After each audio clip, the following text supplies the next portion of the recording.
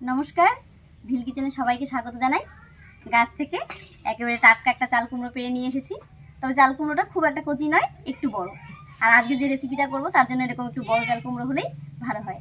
চাল কুমড়োর একটা রেসিপি আপনাদের সঙ্গে শেয়ার করব, আর সঙ্গে হচ্ছে কুমড়ি শাক ভাজা। আপনারা প্রথম থেকে শেষ পর্যন্ত সঙ্গে থাকুন, আশা করছি খুব ভালো লাগবে। প্রথমে আমি চাল কুমড়ো আর কুমড়ি শাকটা কেটে নিচ্ছি।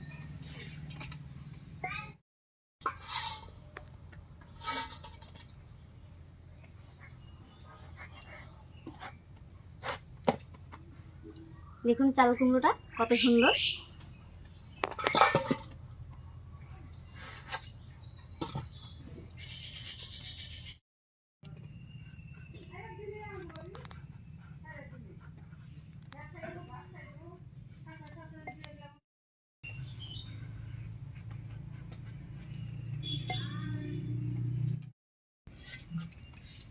চাল কুমড়োটা ছুলে পরিষ্কার করে ধুয়ে নিলাম, এবারে কেটে নিচ্ছি। চাল কুমড়োর বীজগুলো এখনো শক্ত হয়নি বলে আমি এই জায়গাটা রাখলাম। আর যদি বীজগুলো শক্ত হয়ে যেত তাহলে কিন্তু ফেলে দিতাম এই জায়গাটা।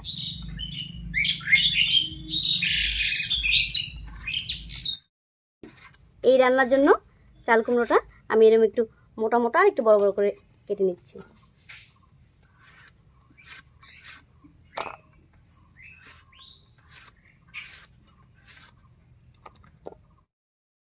চাল কুমড়োটা কেটে নিয়েছি, এবার একটুখানি লবণ মাখিয়ে রাখবো।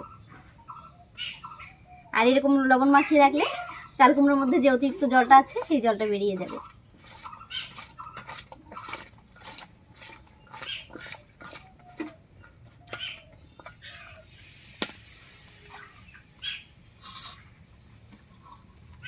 এবার শাকটা কেটে নিচ্ছি।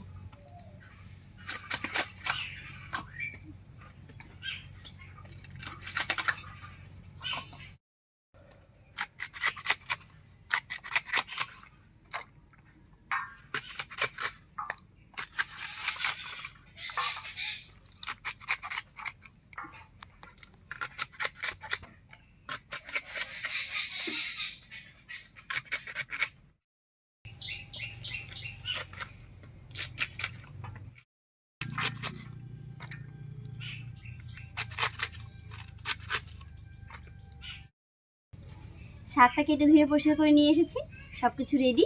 এবারে উনুন জ্বালিয়ে ঝটপট করে রান্না দুটো করে নিচ্ছি।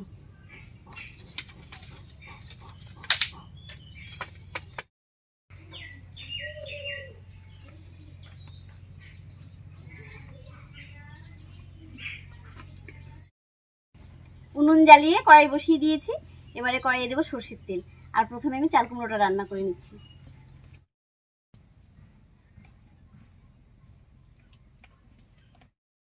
তেল গরম হয়ে গেছে, এবারে গোটা জিরা আর তেজপাতা দিয়ে ফোড়ন দেব। দিয়ে দিচ্ছি হাফ চামচ গোটা জিরা আর একটা তেজপাতা।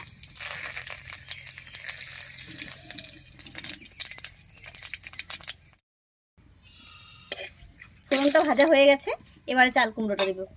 তবে এই জলটা ছাড়া করে, লবণ মেখে রেখেছিলাম, দেখুন কত জল বেরিয়েছে।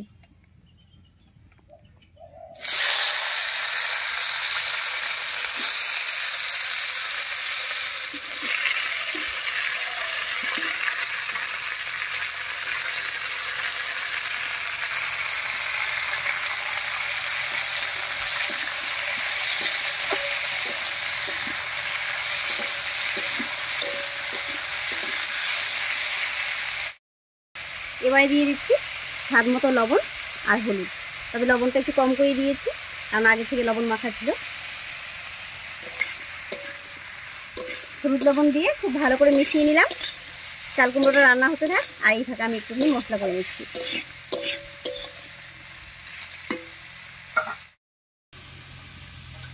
মশলার মধ্যে নিয়েছি 2 কোয়া রসুন, সঙ্গে দিয়ে দিচ্ছি কয়েকটা কাঁচা লঙ্কা, আর দিয়ে দেবো 1 চামচ মতো কালো সর্ষে। এবারে একসঙ্গে করে বেটে নেব।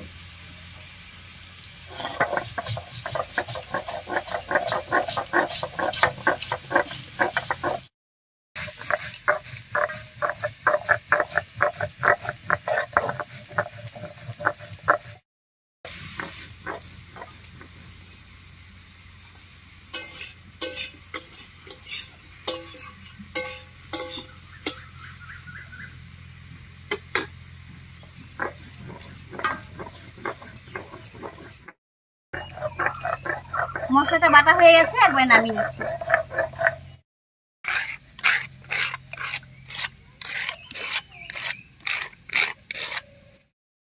মশলা বাটতে বাটতে চাল কুমড়োটাও বেশ কিছুক্ষণ রান্না হয়ে গেছে। আর দেখুন একটু ভাজা ভাজা মতনও হয়ে গেছে, কোনো রকম ঢাকা দিইনি, তাও সেদ্ধ হয়ে গেছে সুন্দর। এবারে মশলাটা দেবো।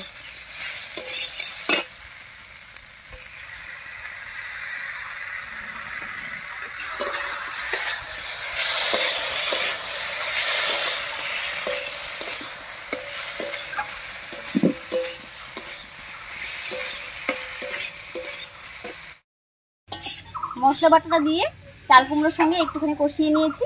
এবার একটুখানি জল দেবো।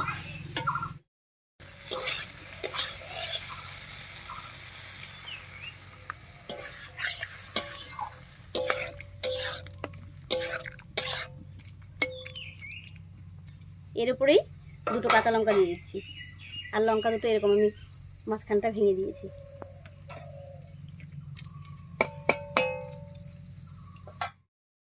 এবারে দেবো 1/2 চামচ মতো চিনি, আর এই চিনিটা দিলে কুমড়োর মধ্যে যে জল জলে ভাবটা থাকে সেটা অনেকটা কমে যাবে।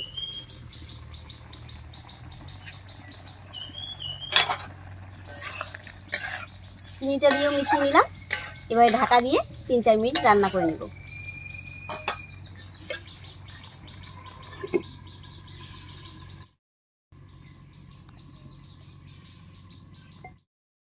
কুমড়োর তরকারি একদম রেডি হয়ে গেছে। এবারে ঢাকা খুলে একটুখানি কাঁচা সরষের তেল ছড়িয়ে নামিয়ে নিচ্ছি।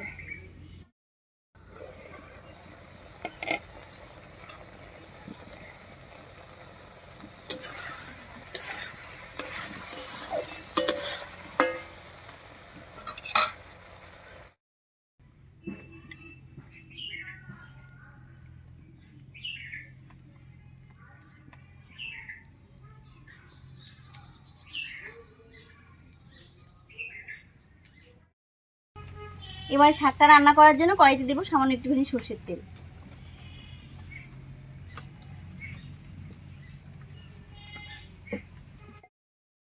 তেল গরম হয়ে গেছে। এবারে তেলের মধ্যে দেবো কয়েক কোয়া রসুন থেতো করা, আর দেবো চেরা কাঁচা লঙ্কা।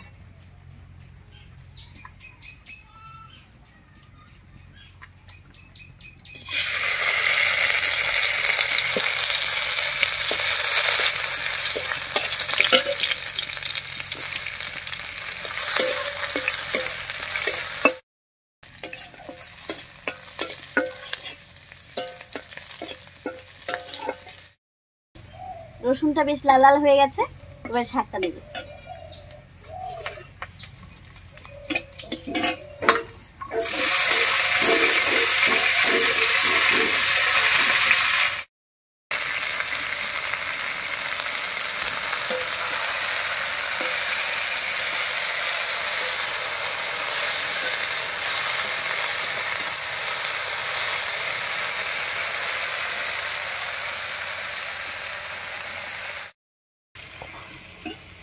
শাকটা দিয়ে একটু নাড়াচাড়া করে নিয়েছি। এবারে লবণ দেবো।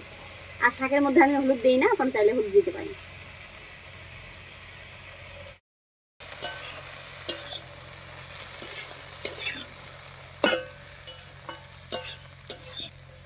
লবণ দেওয়া শাকটা কতটা কমে গেল, আরো অনেকটা কমবে।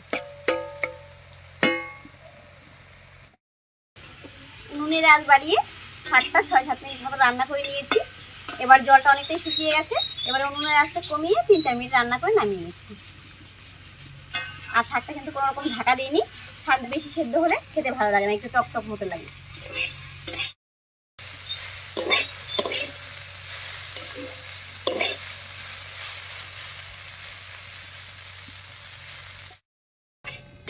শাকটা হয়ে গেছে, নামিয়ে নিচ্ছি।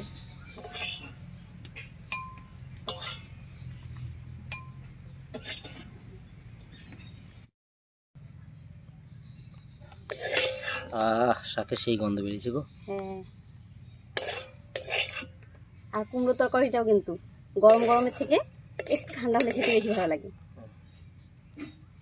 তুমি খেতে দাও আমায়।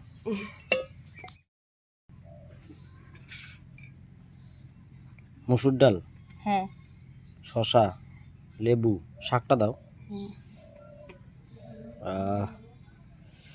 একটু দাও, একটু দাও। বাহ, এবার কুমড়োটা দাও।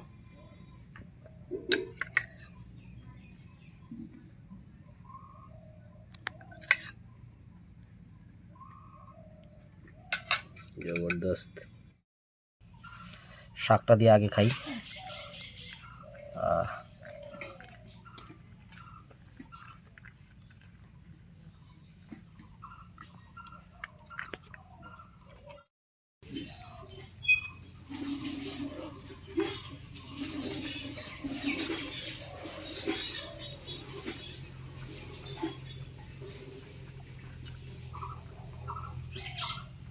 শাকটা দারুণ। মনে হচ্ছে এই শাক দিয়ে সব ভাত খাওয়া যাবে।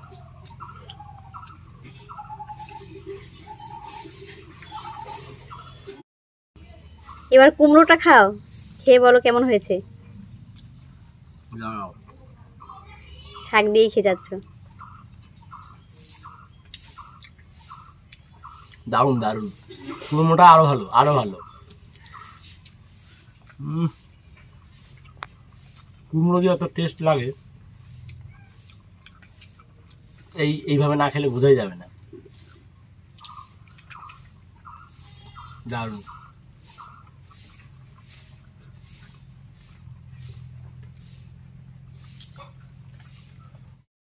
যাই হোক, আজকের এই ছোট্ট সহজ রেসিপি দুটো আপনাদের কাছে কেমন লেগেছে অবশ্যই কমেন্টে জানাবেন। যদি ভালো লাগে একটা লাইক করে দেবেন এবং চ্যানেলটিকে সাবস্ক্রাইব করে এভাবেই আমাদের পাশে থাকবেন।